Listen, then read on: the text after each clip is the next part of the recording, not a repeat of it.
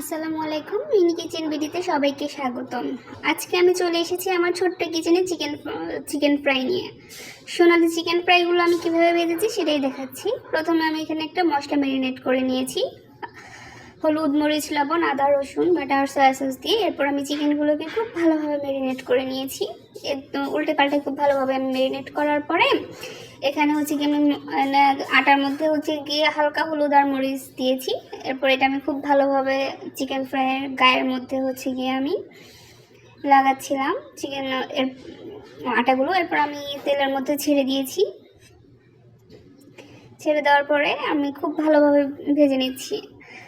আমার কাছে হচ্ছে কি মানে রান্না হচ্ছে গিয়ে অনেকটা ভালোবাসার মতো।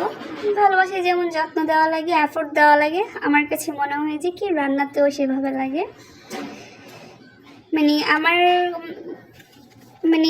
ধরেন এই যে রান্না করতে গেলে হচ্ছে কি অনেক বেশি ধৈর্য লাগে, যেন ভালোবাসা টিকিয়ে রাখতে অনেক বেশি ধৈর্য প্রয়োজন।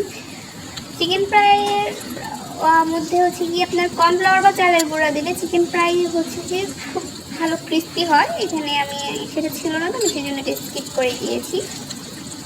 আমার কাছে মনে হয় যে রান্না শুধু পেট ভরানোর জন্য না, এটা মন ভরানোর কাজও করে। এই ছোট্ট কিচেনে দাঁড়িয়ে আমি যখন রান্না করি তখন আমার কাছে মনে হয় যে কি হ্যাঁ, আমি কিছু একটা করছি, আই এম ডুইং সামথিং।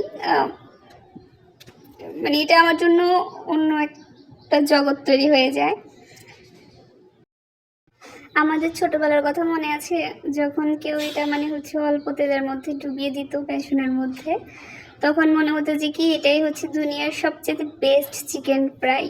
তখন তো আর বুঝতাম না যে আসলে এগুলো চিকেন ফ্রাই ছিল না, বেসনে ডুবানো কিছু একটা ছিল। শৈশব তো আসলে শৈশবই। আমার শৈশব অনেক পছন্দ ছিল, কারণ আমার শৈশব হচ্ছে গিয়ে সবারই সুন্দর যায়।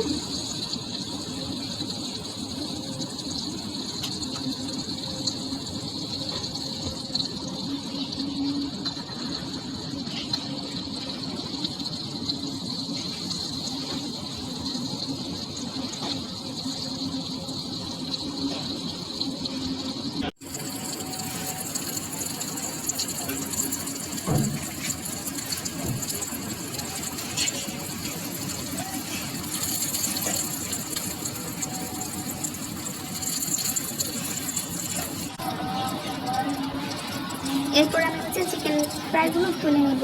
এগুলো কত সুন্দর হয়েছে, একদম পুরো রেস্টুরেন্টের মতো হয়েছে। এরকম এক প্লেট দেখলেই মন ভোলা হয়ে যায়। আহা, রেস্টুরেন্টের কি দরকার, বাসায় তো হয়ে যায়।